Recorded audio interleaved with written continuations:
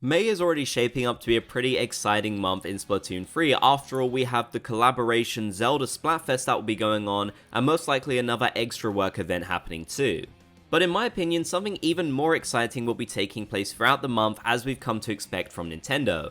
This will be the reveals for the next update, which will be the Sizzle season, which will release on June the 1st, starting a whole new season in the game.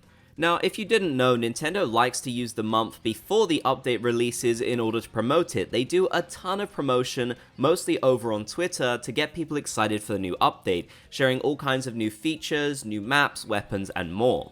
So, like usual, May will be the time this takes place. And like with the previous updates, we're expecting to see some pretty big and exciting new content updates to come. Now, back in February, before the Fresh season launched in March, Nintendo actually had two major reveals. First of all, there was actually Nintendo Direct, so Nintendo shared with us that the expansion pass would be coming, something that clearly they lined up so they could promote it within the Direct and get a lot of attention towards it.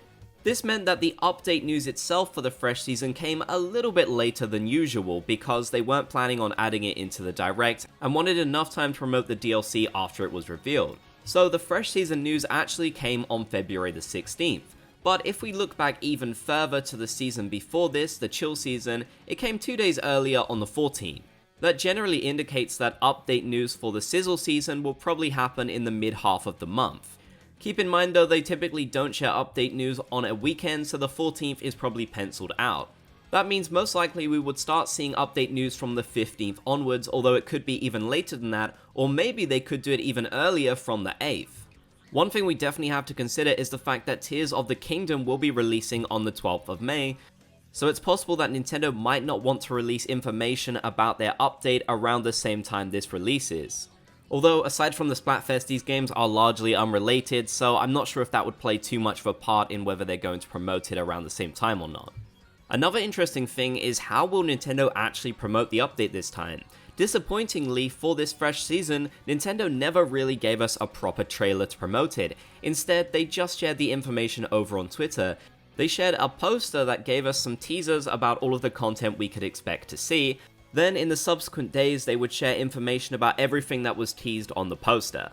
I wonder if they did this because they already made a trailer for the DLC, so unless the Side Order DLC releases this season, which personally I think is pretty unlikely, although we could be very surprised, then I think Nintendo might actually opt to do a trailer again, which would be much better in my opinion. After all, they would still go ahead and share more information later on Twitter, but I think having a trailer to really get us hyped to start off the season is what most people are hoping for, honestly.